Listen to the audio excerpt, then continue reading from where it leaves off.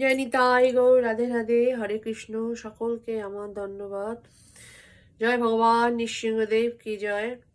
আজকে শ্রীমদ্ ভগবদ গীতার শ্লোক নাম্বার 11 বলবো কর্মযোগের উপরে।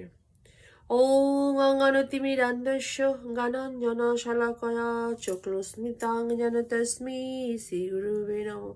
শ্রী চৈতন্য মনোভীষ্টং স্থাপিতং যেন ভূতলে স্বয়ং রূপ কদা মহাং দদাতি স্বপদান্তিকং। বন্দেহং শ্রীগুরু শ্রীযুত পদকমলং শ্রীগুরুন বৈষ্ণবাংশং শ্রীরূপং সাগ্রজাত সগণরঘুনাথিতং তং সজ্জং সাদ্বৈতং সাবধূতং পরিজনে সহিতং কৃষ্ণ চৈতন্য দেবং শ্রী রাধা কৃষ্ণ পদাং সগণ ললিতা শ্রী বিশাখাতশ্চ। হে কৃষ্ণ করুণা সিন্ধু দীনবন্ধু জগৎপতে গোপীশ গোপিকাকান্ত রাধাকান্ত নমস্তুতে। তপ্ত কাঞ্চন গৌরঙ্গী রাধে বৃন্দাবনেশ্বরী বৃষভানুসুতে দেবী প্রণমামি হরিপ্রিয়ে। জয় শ্রী কৃষ্ণ চৈতন্য প্রভু নিত্যানন্দ শ্রী অদ্বৈত গদাধর শ্রীবাসাদি গৌর ভক্তবৃন্দ।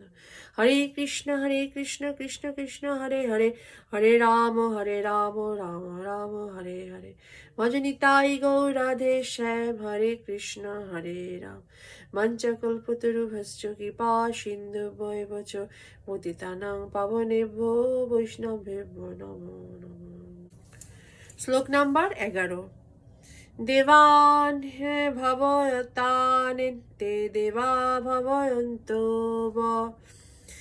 পরম পরং ভবয়ন্ত শ্রেয় পরমাবলস্তত। গীতার গান কি? অধিকারী দেবগণে যজ্ঞের প্রভাবে যজ্ঞ অনুষ্ঠান দেখি সবে প্রীত হবে। পরম্পর প্রীতিভাব হলে সম্পাদন ভোগের সামগ্রী স্নেহ নহে অনটন। আচ্ছা, অনুবাদ কি?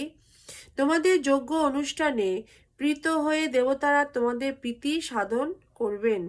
এইভাবেই পরস্পরের প্রীতি সম্পাদন করার মাধ্যমে তোমরা পরম মঙ্গল লাভ করবে। তাৎপর্য কি? ভগবান জড়জগতে দেখাশোনার ভার ন্যস্ত করেছেন বিভিন্ন দেবদেবীর উপর।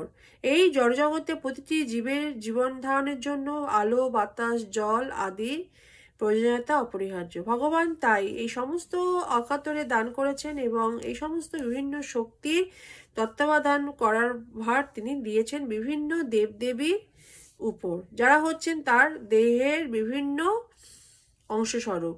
এই সমস্ত দেবদেবীর প্রসন্নতা ও অপ্রসন্নতা নির্ভর করে মানুষের যজ্ঞ অনুষ্ঠান করার উপর। ভিন্ন ভিন্ন যজ্ঞ ভিন্ন ভিন্ন দেবদেবীর তুষ্টি সাধনের জন্য অনুষ্ঠিত হয়, কিন্তু তা হলো সমস্ত যজ্ঞের যজ্ঞপতি এবং পরম ভোক্তা রূপে শ্রী বিষ্ণুর আরাধনা করা হয়।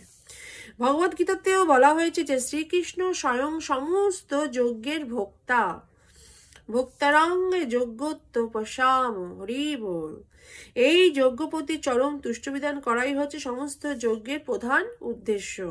এই সমস্ত যজ্ঞগুলি যখন সুচারু রূপে অনুষ্ঠিত হয় তখন বিভিন্ন বিভাগীয় প্রধান দেবদেবীরা সন্তুষ্ট হয়ে প্রচুর পরিমাণে প্রাকৃতিক ঐশ্বর্য দান করেন এবং মানুষের তখন আর কোনো অভাব থাকে না। এইভাবে যজ্ঞ অনুষ্ঠান করলে ধন ঐশ্বর্য লাভ হয় ঠিকই, কিন্তু এই লাভগুলি যজ্ঞের মুখ্য উদ্দেশ্য নয়। যজ্ঞের মুখ্য উদ্দেশ্য হচ্ছে জড়বন্ধন থেকে মুক্ত হওয়া। যজ্ঞপতি বিষ্ণু যখন প্রীত হন তখন তিনি জীবকে মায়ার বন্ধন থেকে মুক্ত করেন। হরি বল।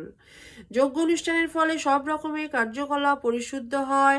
তাই বেদে বলা হয়েছে আহার সদ্য সত্যশুদ্ধি সত্যশুদ্ধি ধ্রুবা স্মৃতি স্মৃতিলম্বে সর্বগ্রন্থেনাং প্রমুখ। যজ্ঞ অনুষ্ঠান করার ফলে খাদ্য সামগ্রী শুদ্ধ হয় এবং তা আহার করার ফলে জীবের সত্তা শুদ্ধ হয়। সত্তা শুদ্ধ হবার ফলে স্মৃতি শুদ্ধ হয় এবং তখন সে মোক্ষ লাভের পথ খুঁজে পায়। এইভাবেই জীবের চেতনা কলুষমুক্ত হয়ে কৃষ্ণ ভাবনার পথে অগ্রসর হয়। এই শুদ্ধ চেতনা সুপ্ত হয়ে গেছে বলেই আজকের জগৎ এই রকম বিভ্রান্ত হয়ে পড়েছে। হরি বল। জয় নিতাই গৌর, রাধে রাধে। সকলকে আমার ধন্যবাদ। শ্রীমদ্ ভগবদ গীতার আমি নেক্সট দিন শ্লোক নাম্বার 12 বলবো। বাঞ্ছা কল্পতরুভশ্চ কৃপা সিন্ধুভ্য এব চ পতিতানাং পাবনেভ্যো বৈষ্ণবেভ্যো নমো নমঃ। হে কৃষ্ণ করুণা সিন্ধু দীনবন্ধু জগৎপথে গোপীশ গোপিকা কান্ত রাধাকান্ত নমস্তুতে। তপ্ত কাঞ্চনা গৌরঙ্গী রাধে বৃন্দাবনেশ্বরী বৃষভানুসুতে দেবী প্রণমামি হরিপ্রিয়ে। জয় শ্রীকৃষ্ণ চৈতন্য প্রভু নিত্যানন্দ শ্রী অদ্বৈত গদাধর শ্রীবাসাদি নিতাই গৌর ভক্তবৃন্দ।